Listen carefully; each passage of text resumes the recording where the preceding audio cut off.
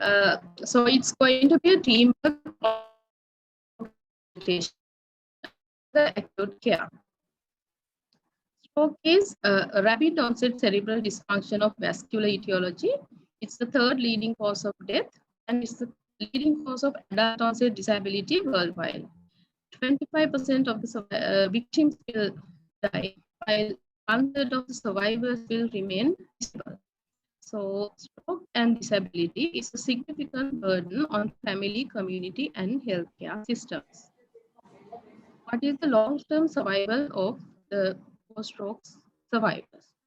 They carry 1 to 2% of annual risk of myocardial infarction, and recurrence of stroke will be 10% in the first year.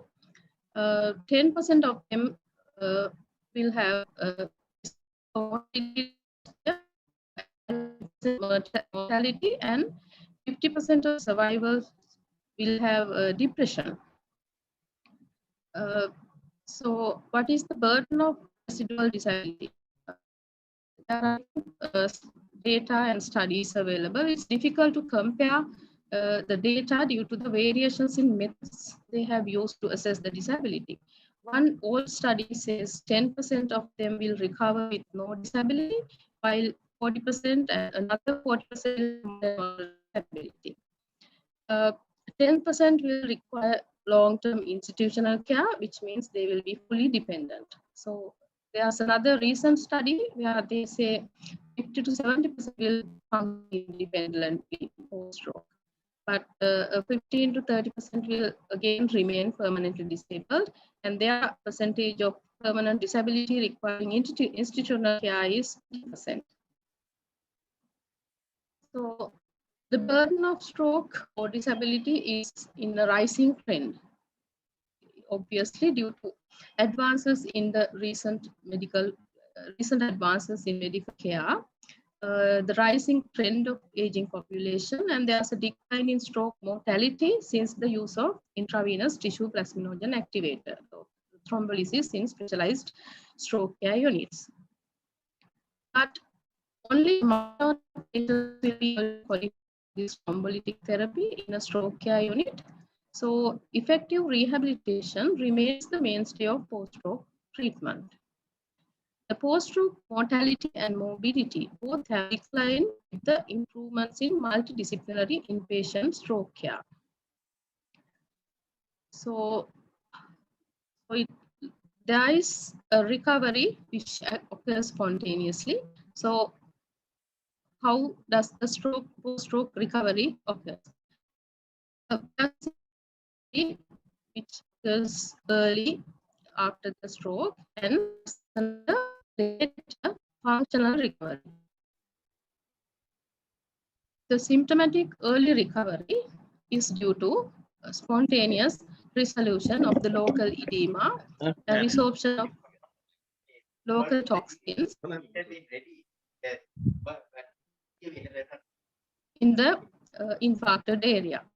And there is improvement of local circulation and recovery of partially damaged neurons. So this early recovery is evidenced by improvements in the conscious level, improvement in the severity of weakness, improvement in the speech impairments, and improvement in the difficulty in swallowing. So what is this late functional recovery? Functional recovery is the regaining of the ability to perform daily activities that are required for self-maintenance as well as the social activities. So spontaneous improvement of the function occurs during the first 6 and recovery during the first month. So active rehabilitation is going to be an augmentation, and it should overlap with the recovery process. The functional improvement is also of two types. The motor recovery, which occurs relatively early due to the recovery from hemiparesis, recovery from imbalance, and recovery of spasticity. And next component is functional recovery, which is a process of relearning after they have lost the ability to perform the already learned day-to-day activities. Examples are feeding, dressing, and toileting independently. So there is a process occurring in the central nervous system, that is neuronal plasticity. There are continuous modifications and reorganization of neuronal neurons during entire lifespan of an individual. This is the mechanism behind learning skills throughout our life. So there's a temporary increase in this natural neuroplasticity in response to traumatic damage to the central nervous system. Examples are traumatic brain injury or stroke. So this type of rewiring, and it is sensitive to extremes. And there are new areas and pathways which can take over the lost function. Physiotherapy and speech therapy is designed to augment this natural process of neuronal plasticity. Right. So, what is the mechanism behind the incomplete recovery resulting in residual disabilities? You all must be familiar with this figure. This is the typical hemiplegic gait. This is because they are functioning independently, but this is not recovery. They are functioning by synergistic motor movements. So, in this picture, they will be performing functions like sitting and walking by, they will appear in this abnormal postures. So there are two types of motor synergies, flexor synergies and extensor synergies. So they have to use the entire limb to perform any function. And they are called motor synergies. So they are stereotype movements involving the entire limb. There is no independent joint movements.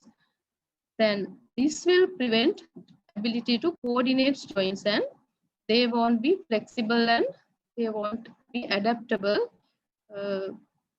to perform day-to-day activities. So presence of motor synergies is considered as impairment or neurological deficit. This will prevent the motor recovery.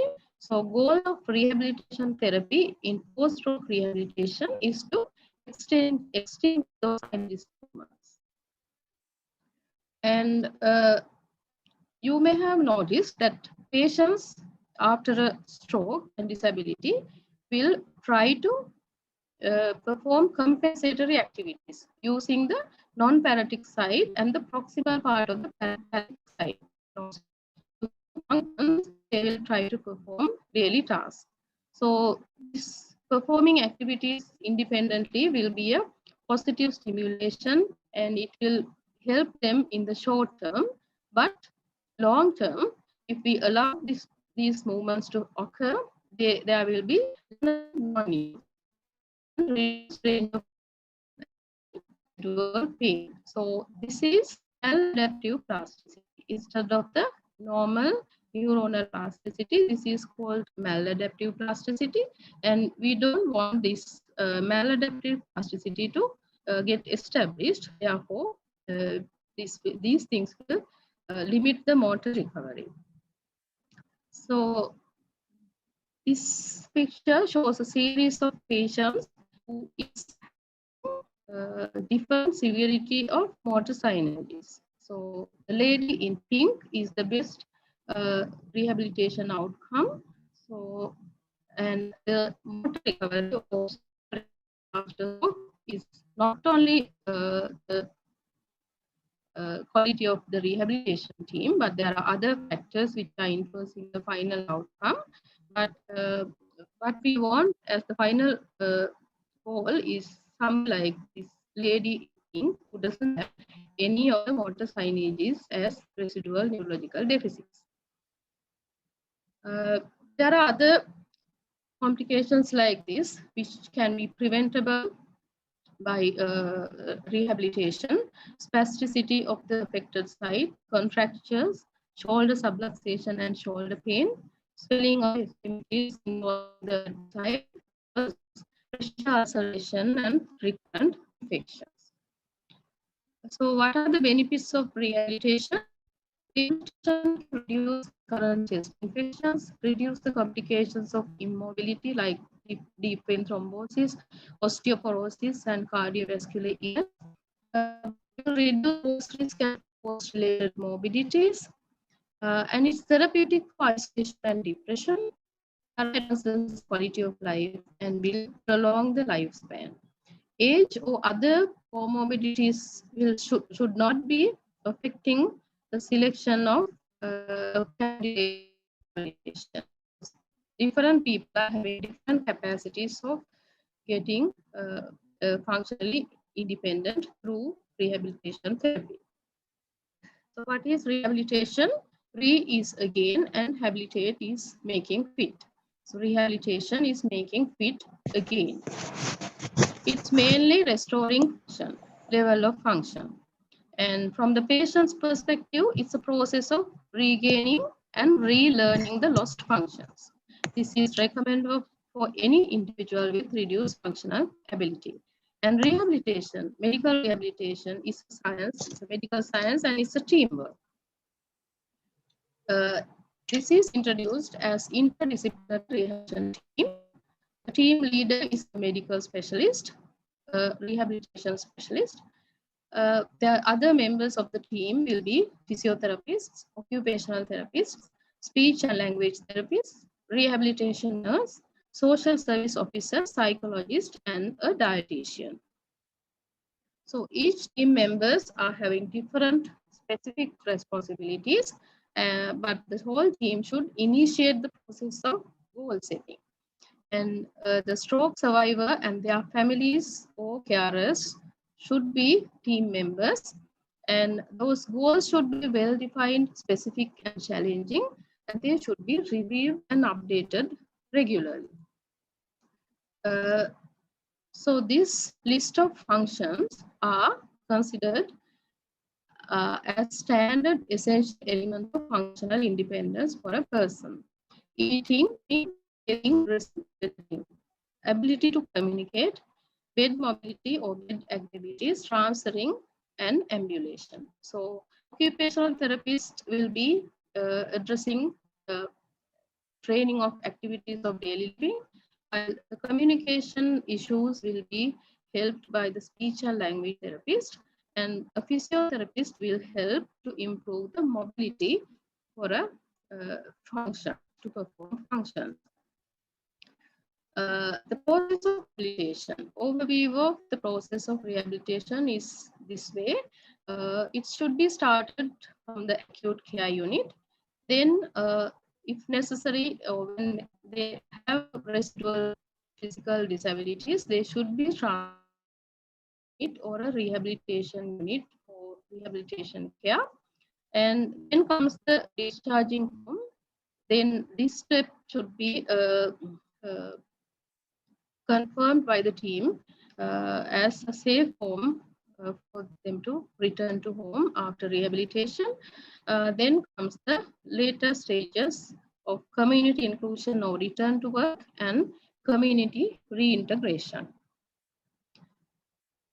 During the acute care, there are specific recommendations arranging the bed in the acute ward and therapeutic positioning.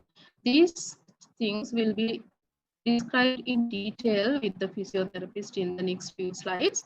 And repositioning is it's the turning of patients at least every 2 hours, because any bedridden person is having risk of bed sore development. And skin care, bladder and bowel care, and maintaining nutrition and hydration. So those are general measures specifically looked after by the rehabilitation nurse or the acute care ward nurse.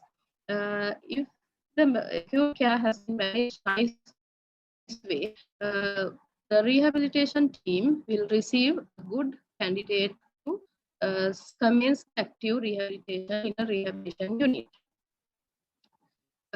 So this picture is just to describe that every patient who are bedridden needs to be turned to sides or supine at least every 2 hourly. And while reasoning like this, they should be positioned in the correct therapeutic positions, which will be discussed by the physiotherapist. And the carers or the rehabilitation nurses should be aware of these pressure points in each position of the human body, lying, supine, or lateral, prone, or sitting, or propped up like this. So they should inspect those pressure points daily to detect the early changes of skin discoloration or skin abrasion due to pressure ulceration. And then comes the active rehabilitation happens in a rehabilitation unit. This will include mobility improvement, training of activities of daily living, improving communication skills, and looking after the swallowing and feeding. Here I am going to stop my presentation and invite Mr. B.A.P. Lakmal and Nimali Alutwata, therapist and the physiotherapist, to give you brief description about the specific therapies they are going to do in the rehabilitation unit.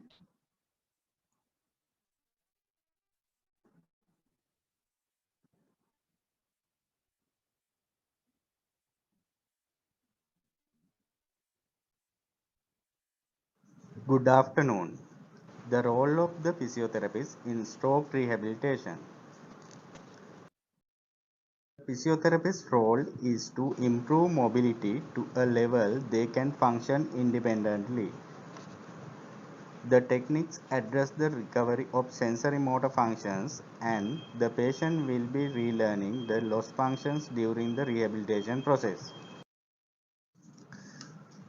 This is the starting point in post-stroke rehabilitation program, and nurses should be aware that the bed for a stroke patient should be decided depending on the side of paralysis. Patient must receive an acute ward bed as his sound side placed towards the wall. Medical and family care must reach him from affected side, so he is receiving more stimulation to the affected side. In this way, rapid rehabilitation can be expected. This will minimize any spatial negligence of the affected site. The next important step in the early stage is therapeutic positioning. This picture describes supine position. The joints of the upper limb is positioned in extension with the help of adequate pillows. The joints of the lower limb should be slightly flexed. When he is lying on the paralyzed side or the non-paralyzed side, the same principle is applied. Upper limb in extension and lower limb in half flexion. Special care is taken to position the shoulder of the paralyzed side. The aim of this therapeutic positioning is to prevent the future spastic posture of non-rehabilitated stroke victim. As in the picture, when spasticity develops in the paralyzed side, the upper limb will acquire a adductor flexor pattern and the lower limb a adductor extensor pattern. Correct positioning of sitting patient. Picture number 1. Patient at his home with a poor posture with trunk dragged towards paralyzed side. No proper support for the arm. Plastic chairs are not recommended for positioning of a stroke patient. Picture number 2. Seated on a stable chair with armrest. Trunk in the midline and stroke arm well supported.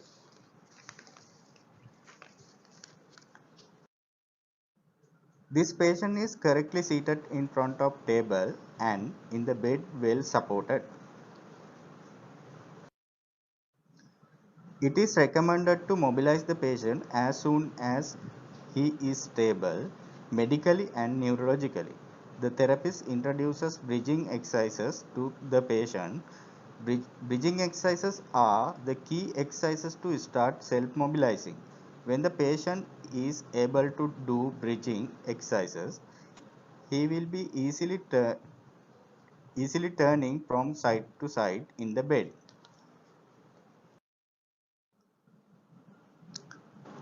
Turning the patient in bed, protecting shoulder. Patient is holding his weak hand using the sound hand. Bend the opposite side knee and ask patient to turn the whole body with our assistance. Then he will taught to maintain sitting balance. Person, static sitting balance with upper limb weight bearing. Secondly, dynamic or functional sitting balance, training with reachings and activity in sitting. He will learn to bring his body to the sitting position from lying. Maximum support from the patient and minimal support by the carer or the therapist. Patient can use both arms to push up the trunk. They should be taught to transfer themselves from bed to chair and vice versa. Hoist transfer is for the fully dependent patient.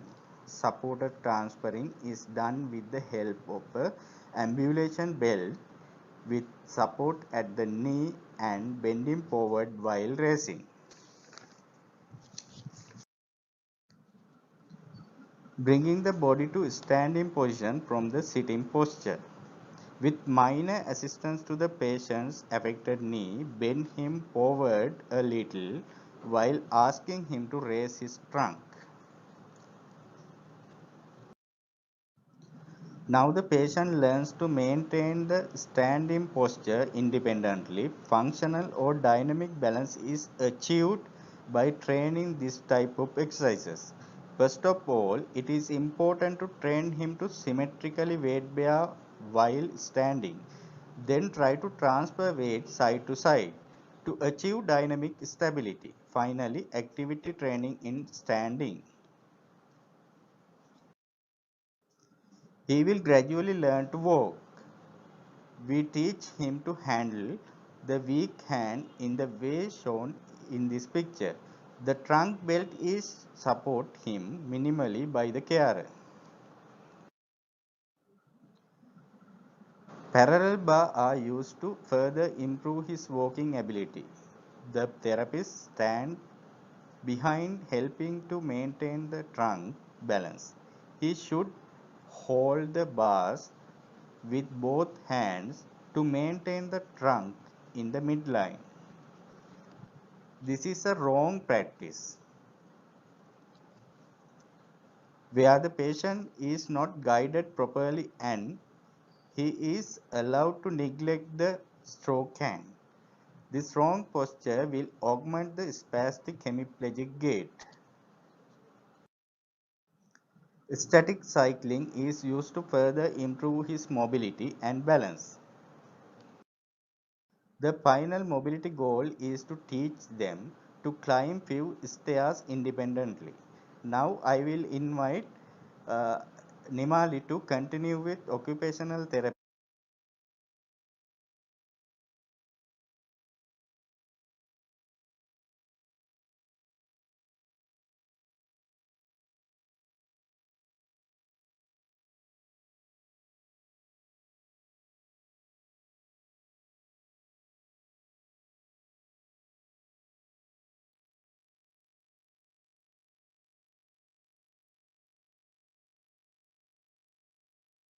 Good afternoon. Occupational therapy and stroke rehabilitation.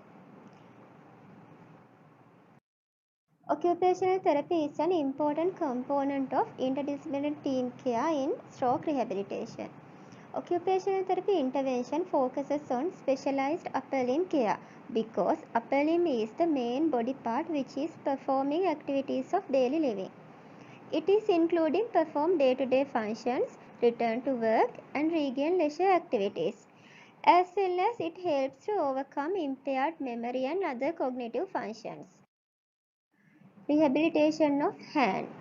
The affected hand may be having high tone, low tone, altered sensory abilities, hemi-neglect, shoulder subluxation of frozen shoulder. High muscle tone causes for spasticity, overactivity and stiffness of joints. Low muscle tone is causes for flaccidity, inactivity and heavy hand. Sensory abilities may be altered in touch, temperature and pain. Neglect of affected hand is very common problem. Shoulder subluxation and frozen shoulder also common complications. These issues may be affect to rehabilitation of ADLs.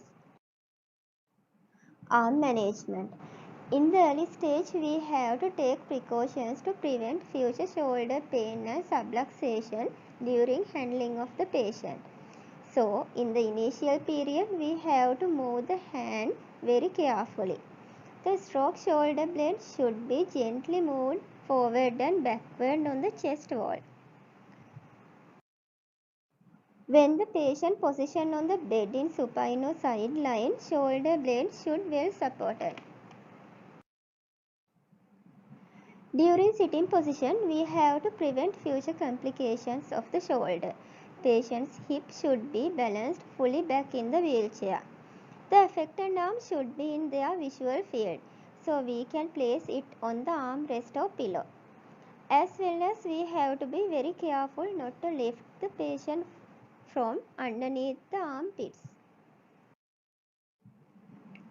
We can advise the patient to use unaffected hand to open the flexed fingers of the affected hand. It is very important to be very gentle with the spastic hand and never apply a force to open it. As well as it is not recommended to squeeze a ball by the affected hand.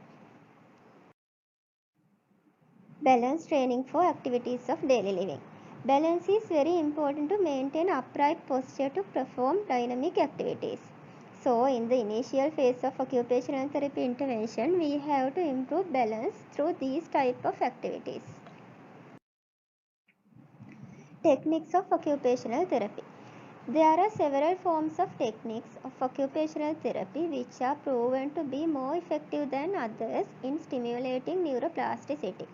They are proprioception based training, mental rehearsal and visualization, mirror box therapy, functional electrical stimulation, constraint induced movement therapy, repetitive task specific training, fine motor activities. Techniques that augment neural plasticity. These two pictures are showing how to apply constraint induced movement therapy and mirror box therapy. Constraint induced movement therapy. In this technique, apply repetitive activities for affected hand while restricting the use of unaffected hand by applying a mitt.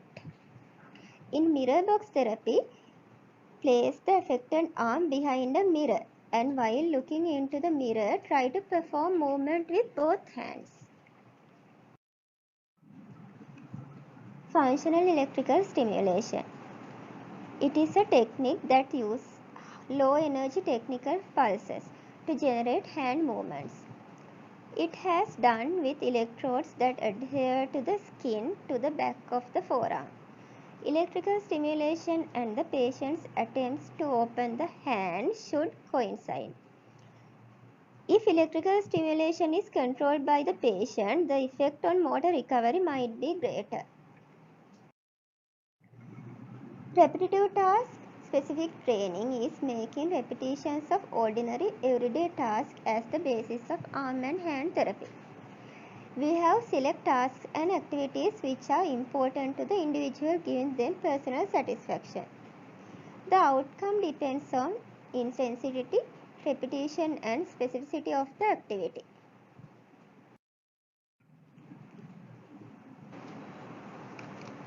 There are therapeutic activities specialized for regain hand functions. Passive range of motion and splints haven't proven benefits. It is very important to practice dressing and undressing with the stroke arm under ADL training. we have to put stroke arm first into the sleeve of the shirt when putting on the shirt, and other way around when putting off the shirt. Important to remember the whole arm supported gently and slowly when moving. Don't pull on the arm or wrist, and don't lift the arm above 90 degrees. These pictures describe dressing and undressing upper half of the body. This is how to dressing lower half of the body. All the essential activities of daily living will be trained by occupational therapists. We can use adaptations to overcome residual dysfunctions at the later stage of rehabilitation. These adaptations created by enlarging the handle of better grip. Splints are not recommended for stroke hand, but this type of functional splint can provide the support to perform functions. This should be applied to dorsal side of the hand. Assistive devices. At the end of rehabilitation process, we can help to select a suitable assistive device. It helps to independent mobility and ambulation. There are several types of assistive devices such as walking frames, tripods and quadrupods as in this picture. In these pictures, we can see suggestions for home adaptations to make independence in their home. These types of adaptations improve safety in the bathroom when performing self-care activities. Ergonomic modification is modifying the environment to overcome patients' disabilities. This type of modification helps to perform outdoor functions. Finally, we can give message to the family members. Let them do their activities of daily living independently with necessary modifications. Give minimum support if needed. Bring them to the table for meals. Respect their choices and interests. Do not use negative words. Always encourage them to be independent. Now I am going to hand over this presentation to our madam. Thank you.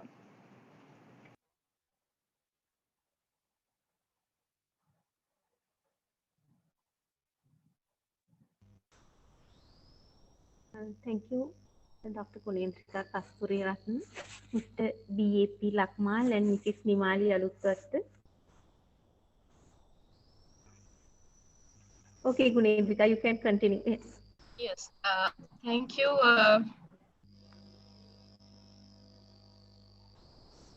Thank you, Lakmal and Nimali. So there are other disciplines which is doing a similarly significant role in the interdisciplinary team. Some examples are speech and language service, psychology service. Now, when it is time for the discharge rehabilitation, ideally a home visit will be done, and the modifications and those ergonomic changes which Nimali has described will be recommended before the patient is sent home. And as she has described, there may be the prescription of assistive devices or adaptations to perform independent activities of daily living. In addition, sometimes some patients may need a vocational training to continue earning if they are, most of the time they may be the sole breadwinner of the family, and there are approved financial allowances from the social service department.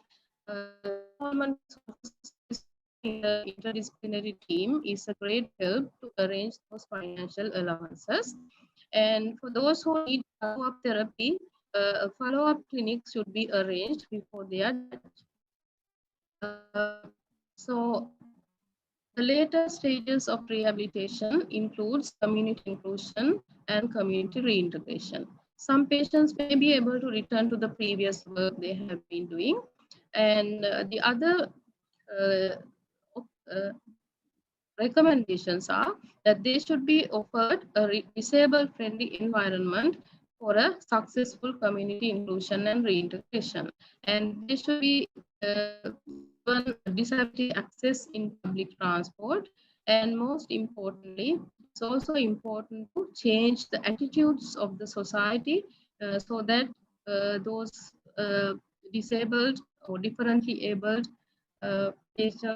persons will be accepted in the community without any embarrassment, and they will be given similar chances. So in all stroke rehabilitation guidelines, it is recommended that every stroke patient should have their rehabilitation needs assessed within 24 to 48 hours of admission to the stroke unit by members of the interdisciplinary team. Any stroke patient with identified rehabilitation needs should be referred to a rehabilitation service.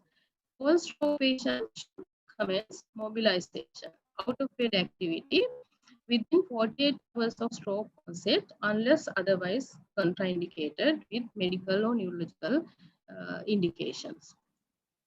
And before we finish, provision of rehabilitation services will be by institutional-based therapy or community-based therapy.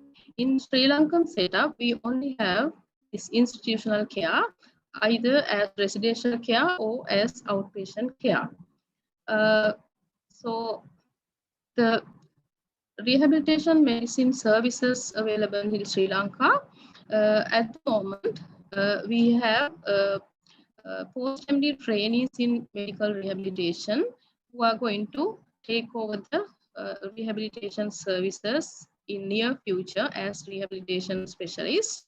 At the moment, we consultants in rheumatology and rehabilitation have been looking after the rehabilitation services. We have many rehabilitation hospitals. The National Rehabilitation Hospital is located at Ragama. Most of you must be aware. And Digana, there's a provincial rehabilitation hospital, and there are many provincial rehabilitation hospitals as well. And I saw there is a question as well about stroke care units. There are many stroke units which are managed by consultant neurologists, and these are specially to provide the acute specialized stroke care. And some when they need long-term rehabilitation, they are referred to long-term rehabilitation services, and those stroke care units are available in the National North Colombo Teaching Hospital and many other places. And for patients who can be managed as outpatients, they can receive the outpatient rehabilitation services in rheumatology and rehabilitation clinics.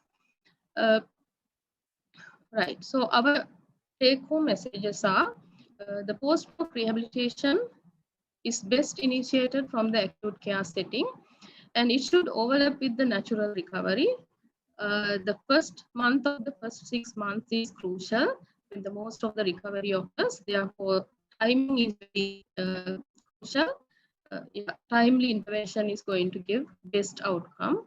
Age or other comorbidities should not be considered to select candidates for rehabilitation. Thank you. And I saw that there was one question from a participant that was about the stroke rehabilitation services available in Sri Lanka. I think in the latter part of my lecture, I have given that answer.